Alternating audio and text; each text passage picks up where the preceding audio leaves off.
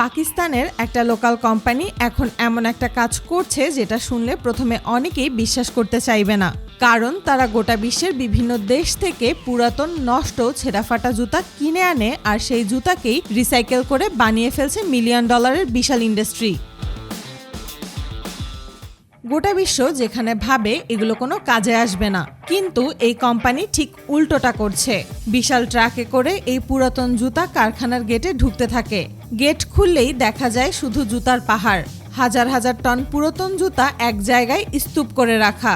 এরপর শুরু হয় সবচেয়ে গুরুত্বপূর্ণ ধাপ, যেটাকে বলা হয় সর্টিং বা বাছাই প্রক্রিয়া। কারণ সব জুতো একরকম না, কিছু জুতা রাবারের, কিছু প্লাস্টিকের, কিছু চামড়ার।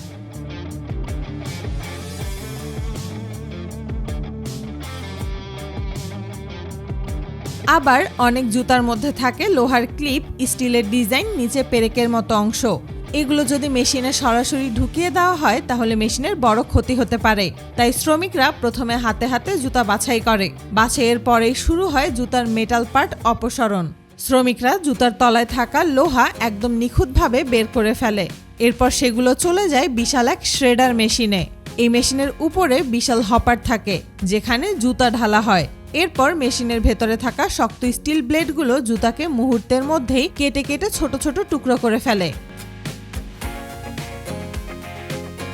এই টুকরোগুলোকে এমনভাবে বানানো হয় যেন এগুলো একরকম ছোট দানার মতো দেখায়, কারণ পরবর্তী ধাপে গলানোর জন্য এই সাইজ খুব দরকার।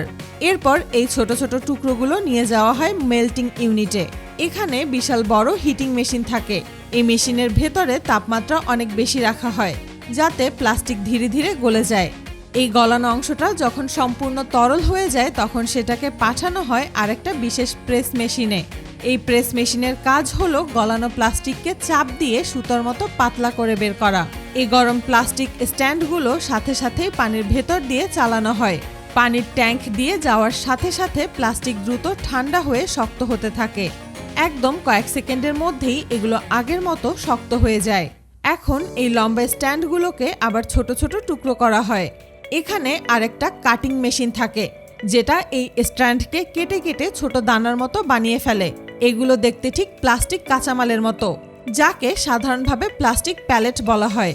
এরপর এই প্যালেটগুলো ঢুকানো হয় ইনজেকশন মোল্ডিং বা হিট প্রেস মোল্ডিং মেশিনে। এই মেশিনের ভেতরে প্যালেট আবার গলানো হয়। গলানো প্লাস্টিককে বিশাল চাপ দিয়ে একটি নির্দিষ্ট ছাঁচ বা মোল্ডের ভেতর ঢুকিয়ে দেওয়া হয়। এই মোল্ডের আকারই হচ্ছে হেলমেটের বাইরের শেল, মানে হেলমেটের উপরের শক্ত প্লাস্টিক কাভার, যেটা মাথাকে আঘাত থেকে রক্ষা করে। মোল্ড খুলে বের করা হয় একদম নতুন চকচকে হেলমেট শেল। একজন শ্রমিক অতিরিক্ত লেগে থাকা প্লাস্টিক কেটে বাদ দিয়ে দেয়। তারপর সুপার গ্লসি রং করা হয়। এরপর বিশেষ চেম্বারে সেই রং শুকানো হয়। এখন আসে হেলমেটের ভেতরের অংশ তৈরি করার ধাপ। শুধু বাইরে শক্ত শেল থাকলে হেলমেট কাজ করবে না, কারণ মাথাকে সুরক্ষা দেয় মূলত ভেতরের শক অ্যাবজর্বিং ফোম। এই ফোম সাধারণত বিশেষ ফোম ম্যাটেরিয়াল দিয়ে বানানো হয়। কিছু ক্ষেত্রে বিশেষ আঠা বা ক্লিপ ব্যবহার করে ফোমকে ফিক্স করা হয়। তারপর ভেতরে নরম প্যাডিং বসানো হয়। এই প্যাডিংই মাথার সাথে আরামদায়ক অনুভূতি দেয়। এখন হেলমেটের মূল কাঠামো তৈরি হয়ে গেলেও আরও কিছু ফিনিশিং কাজ থাকে, যেমন হেলমেটের বাইরে লোগো প্রিন্ট করা, স্টিকার লাগানো, রিফ্লেকটিভ টেপ লাগানো বা কালার কোটিং দেওয়া। সবশেষে হেলমেটগুলো পরিষ্কার করা হয়, প্যাকেজিং করা হয় এবং কার্টনে ভরে বাজারে পাঠানো হয়। এই হেলমেট শুধু পাকিস্তানের লোকাল মার্কেটেই বিক্রি হয় না, অনেক সময় এগুলো বিদেশেও এক্সপোর্ট করা হয়। মানুষ যে জিনিসকে শেষ বলে ফেলে দেয়, পাকিস্তান সেটাকেই নতুনভাবে ব্যবহার করে প্রমাণ করছে সঠিক প্রযুক্তি আর সঠিক চিন্তা থাকলে আবর্জনাও সম্পদ হতে পারে।